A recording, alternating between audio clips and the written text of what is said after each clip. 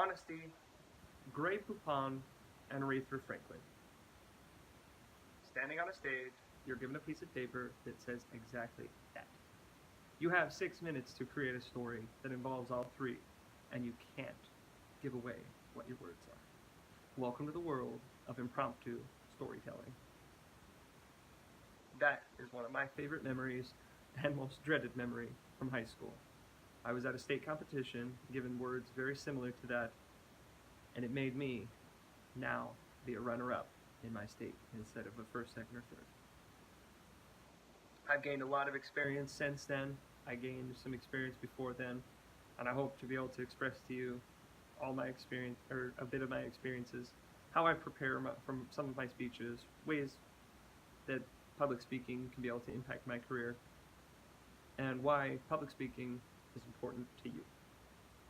Firstly, where did I learn how to speak publicly? My mom's a musical producer. She puts on a lot of plays, puts on different musicals from time to time. She ran through lines with me. I ran them by her. That's where I got started. She made sure that I knew how to be able to express myself visually and orally. In high school, I was part of a forensics team. I not only did public speaking, but I also did the competitions. I really enjoyed it. Lincoln Douglas debates, impromptu, tall tales, a lot of different competitions. I've also been, will be now 3 college level speech classes. I've done a lot of transfers between colleges. Every one of those classes, I learned something new. I had fun. Was it challenging at times? Yeah. Speaking is not exactly the best thing to do in the world, but I have a lot of fun doing it.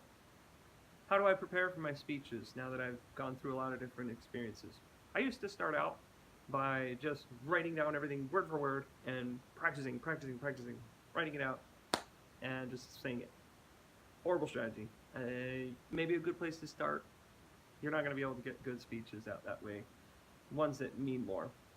Nowadays, what I'm able to do is I have an outline, maybe a brief word or two of parts of the speech I want to have, but if I need an exact quote or facts, those parts I'll have there circled around, who they're from. Then I go back to practicing. I don't just do it once or twice. I have to go give it about 5 or 10 times. Then I go to a person I trust. After that person, they give me some critiques. I work on it a couple times. Then I go to somebody who's just a complete stranger or who can give a neutral opinion. Sometimes for me, that's the same person, my wife. And after that, I work on ways to build my nerves. Mostly with me is practice and being able to know that the people on the other end, they're going through the same thing with you. They're nervous, they don't want to be there sometimes, or maybe they want to. So it just depends on the situation. This has already impacted me in my career, both before the Air Force and after. Before the Air Force, it's helped me in my student career because I was often chosen as the group spokesperson. This has been the difference between a lot of different situations, between a B and an A. Because I was either more compelling than the other person or less compelling than the other person. Just depending on how well I was performing that day.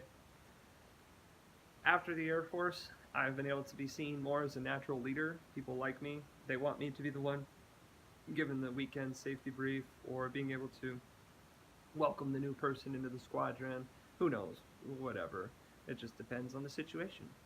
I really have enjoyed my time being able to know that public speaking is a good impact in both my civilian and military careers. Now that you know a little bit about me, you know that I love public speaking. I still have nerves from time to time. I get twitchy. I have my own nervous twitches, but I hope you know that you will be able to gain something from this class. I've always gained something from any speech class I've ever done. I have a lot of fun through it.